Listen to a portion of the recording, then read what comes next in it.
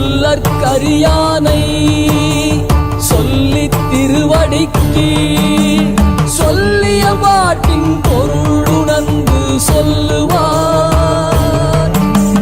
செல்வர் சிவபுரத்தின் உள்ளார் சிவனடிக்கு பல்லோரும் ஏற்ற பணிந்து. வணக்கம். பிறந்த தின நட்சத்திரத்திற்குரிய வழிபாட்டு தலங்கள். நட்சத்திரங்கள் மொத்தம் 27. இந்த 27 நட்சத்திரங்களில்தான் ஒவ்வொருவரின் பிறந்த தினங்கள் அமைந்திருக்கும். ஒவ்வொரு நட்சத்திரத்திற்கும் ஒரு கோவில் உண்டு.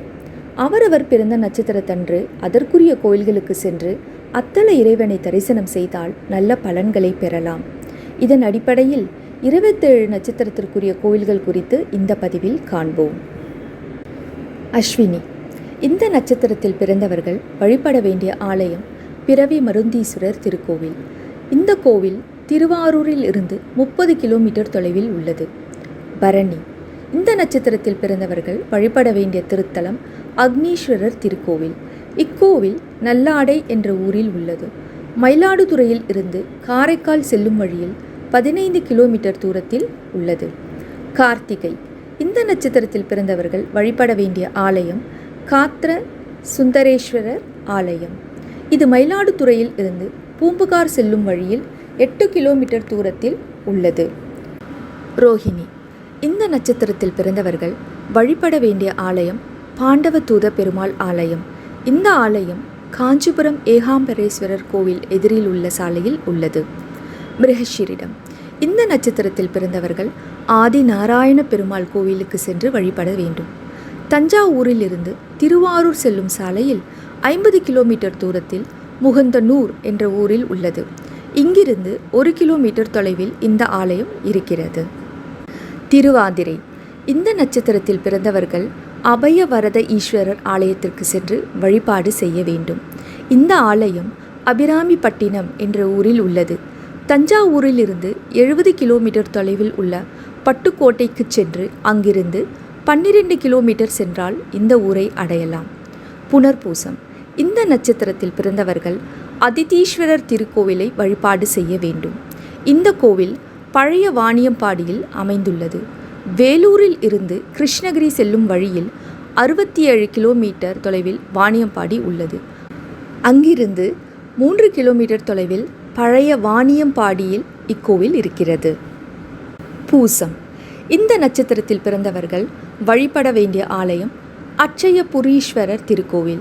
இது பட்டுக்கோட்டையில் இருந்து ராமேஸ்வரம் செல்லும் கிழக்கு கடற்கரை சாலையில் இருந்து 30 கிலோமீட்டர் தொலைவு சென்று விலங்குளம் என்ற ஊரிலிருந்து 2 கிலோமீட்டர் சென்றால் இக்கோவிலை அடையலாம்.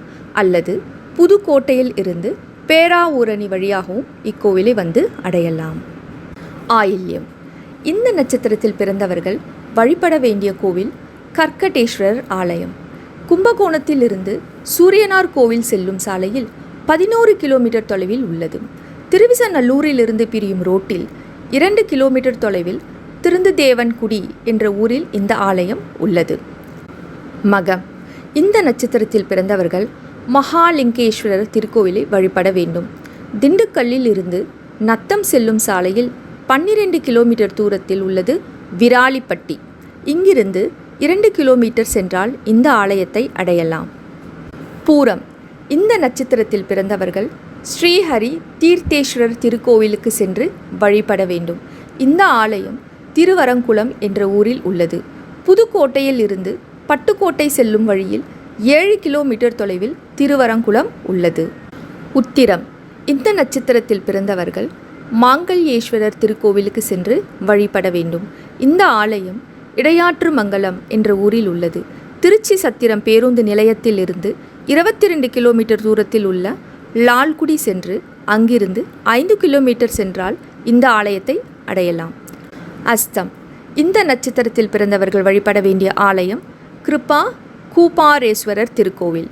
இந்த ஆலயம் கோமல் என்ற ஊரில் உள்ளது. கும்பகோணத்தில் இருந்து மயிலாடுதுறை செல்லும் சாலையில் உள்ளது குத்தாலம். இங்கிருந்து பிரியும் சாலையில் 8 கிலோமீட்டர் தூரம் சென்றால் இந்த ஆலயத்தை அடையலாம். சித்திரை. இந்த நட்சத்திரத்தில் பிறந்தவர்கள் வழிபட வேண்டிய ஆலயம் சித்திரரத வல்லப்பெருமாள் கோயில். மதுரையில் இருந்து 23 கிலோமீட்டர் தூரத்தில் உள்ள குருவித்துறையில் இருந்து 3 கிலோமீட்டர் தூரத்தில் உள்ளது இக்கோவில். சுவாதி. இந்த நட்சத்திரத்தில் பிறந்தவர்கள் வழிபட வேண்டிய ஆலயம் தாத்திரீஸ்வரர் திருக்கோவில். இந்த ஆலயம் சித்துக்காடு என்ற ஊரில் உள்ளது. சென்னை பூந்தமல்லி சாலையில் இருந்து 8 கிலோமீட்டர் தொலைவில் சித்துக்காடு உள்ளது. விசாகம். இந்த நட்சத்திரத்தில் பிறந்தவர்கள் வழிபட வேண்டிய ஆலயம் முத்துக்குமார சுவாமி திருக்கோவில். இந்த ஆலயம் திருமலை கோவிலில் உள்ளது. மதுரையிலிருந்து செங்கோட்டை சென்றும் தென்காசியிலிருந்து அங்கிருந்து 7 கிலோமீட்டர் தூரம் சென்றும் இந்த ஆலயத்தை அடையலாம். அனுஷம். இந்த நட்சத்திரத்தில் பிறந்தவர்கள் வழிபட வேண்டிய ஆலயம் மகாலட்சுமிபுரீஸ்வரர் திருக்கோவில். இந்த ஆலயம் திருநின்றியூர் திருத்தலத்தில் உள்ளது. மயிலாடுதுறையிலிருந்து சீர்காழி செல்லும் வழியில் 7 கிலோமீட்டர் தொலைவில் உள்ளது இத்தலம். கேட்டை. இந்த நட்சத்திரத்தில் பிறந்தவர்கள் வரதராஜ பெருமாள் ஆலயத்திற்கு சென்று வழிபடுங்கள். தஞ்சாவூரில் இருந்து கும்பகோணம் செல்லும் சாலையில் 13 கிலோமீட்டர் தூரத்தில் இந்த ஆலயம் உள்ளது.